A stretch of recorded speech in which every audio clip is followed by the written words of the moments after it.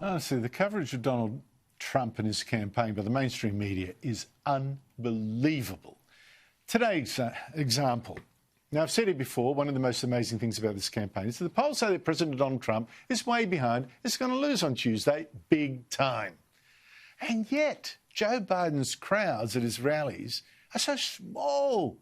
And Donald Trump's are huge and very enthusiastic. In fact, thousands of people in Omaha were so keen to see Trump that they turned up even in freezing weather at night just to go and see him. That is keen. That's enthusiastic. Those are people that are going to turn up and vote. But, of course, you know, that was a problem at the end of the rally. The buses and roads couldn't cope with so many people. And some of the crowd were left for hours in the cold. And that's how Channel 9 chose to report it. That cruel Donald Trump. Trump supporters were just left to freeze, you know, so indifferent, which happened to be exactly, by the way, the Joe Biden spin. What a coincidence, when he talked to his crowd of just a handful of journalists. Hundreds of people, including older Americans and children, were stranded in sub-zero freezing temperatures for hours. Several folks ended up in the hospital.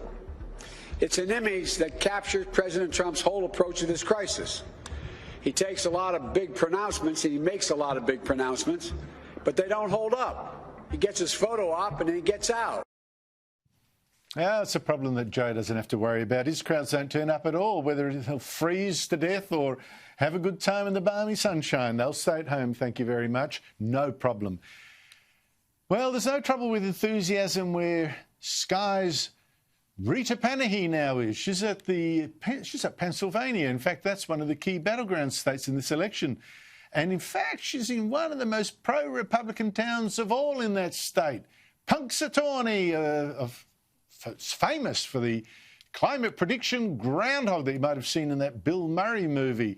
Rita Panahi, thank you so much for turning up at 4:30 at night and going out in the cold, as enthusiastic as a Trump supporter. The media turning the enthusiasm of Trump's crowds against them. You would, of course, be astonished and amazed. Well, I'm not. I've seen 4 years of unhinged reporting, but they're still finding new lows. The fix is in. They are just going out of their way to suppress, censor any reporting of stories that would be damaging to Biden, and they are elevating nonsense stories to their leading items if they can damage Trump, sometimes even manufacturing outrage. I wonder if they actually spoke to the people who showed up at that rally and said, you know, do you blame Donald Trump for being stranded and not being transported back to wherever you come? I mean, do they expect him to drive the bus? I mean, it is just yes, ridiculous. Exactly. No, it's exactly right. But Rita, look, what are you seeing in the ground? I mean, in the town you're at, of course, 4 out of 5 voters voted Republican. So we're not actually talking litmus test, battleground. But what you've seen in the days you have been in America, not just in Punxsutawney, what are you seeing on the ground about support for Trump? Look, so far it's been a little bit fractured. When we've been out into the country towns, the suburbs, you can see the support there. You can see the houses with the signs. You can see the bumper stickers on the cars. But in the big city, downtown, you'll see that it's very openly Biden country, and you will not have anybody owning up to voting for Trump.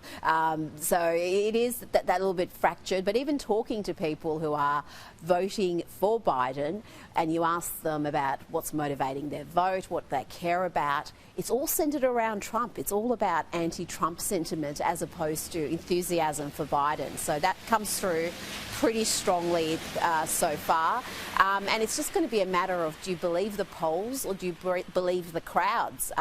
Because there's just such a contrast between what you see on the ground and then you see a poll come out with a 12% margin. And I don't know. I'm not saying the polls are wrong. I'm just saying there's just this disconnect, and we're going to find out in a few days who got it right. Well, I honestly, I'm totally baffled by it. But, if Biden does win, I think it creates history. This is literally almost literally rather, the election that could have been won by the drover's dog, like in Bill Hayden's famous phrase. The drover's dog could have won it. You could put up any idiot, and they did put up an idiot, and he still won because it wasn't about him, it was about Trump. It was, and Trump doesn't have to just defeat the Democrats. As we know, he's got to defeat the overwhelming majority of the mainstream media who absolutely loathe him and have campaigned openly against him. They've lost any semblance of objectivity.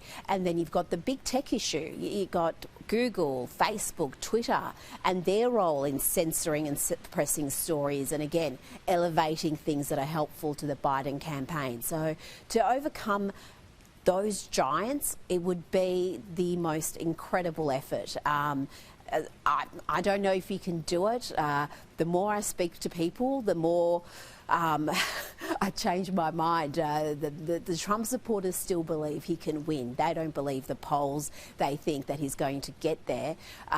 But those margins are so enormous, Andrew. There was a poll that came out today amongst likely voters, 12%. I mean, that is a substantial margin, and you wonder how is it possibly going to make that up in a few days? I know. I heard the pollster, Frank Luntz, prominent pollster, say, you know, if Donald Trump wins the election, my profession, it's bust. It's bust. And I think he's probably right. Rita Panahi, thank you so much for your time. Thank you, Andrew.